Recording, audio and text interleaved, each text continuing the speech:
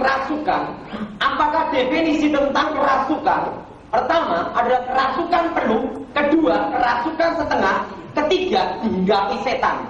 Dan saya akan membahas juga bagaimana untuk mengusir setan yang ada di dalam rumah. Saya ada cerita gini, Dara.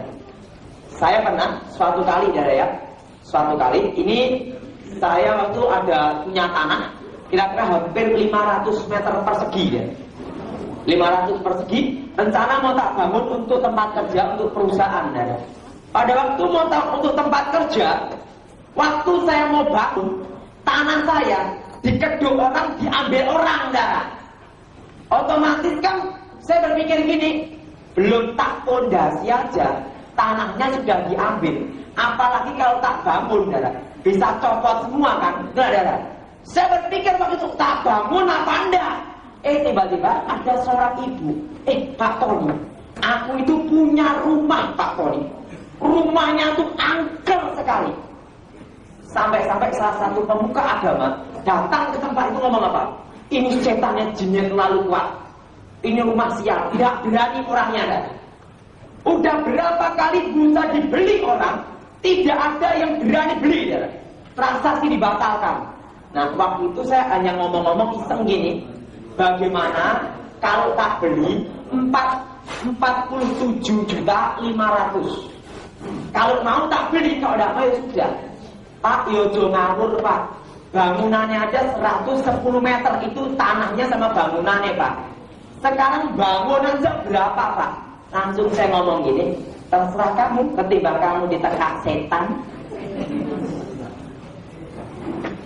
Katanya harus cerdik seperti ular, tulus seperti merpati. Karena dia bukan orang Kristen, saya ngomong bukan orang Kristen, Dara.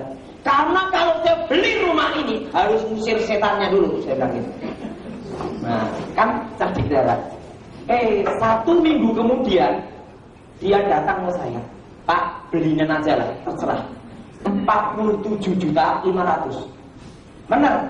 Saya kira itu tanahnya itu 110, bangunannya itu seperti bambu-bambu aja, Dara. Saya kan nggak tahu, beli itu nggak tahu tempatnya, Dara. Waktu saya kunjungi tempatnya, Dara, kok tanahnya sampai full bangunan, ada tingkat atasnya gini, Dara. Tapi baru separuh tingkat ini. Dan orangnya bangun, kira-kira teman saya ngomong, ini kira-kira bangun habis 50 sampai 70 juta loh. Tanahnya per meter 300 sampai 350-an, Dara. Ya benar, teman saya bilang gitu. Saya langsung datang ke rumah itu kan udah tak beli, Dara. Dalam nama Yesus, setan kabur, keluar kamu. Setannya kabur, besoknya harganya berubah.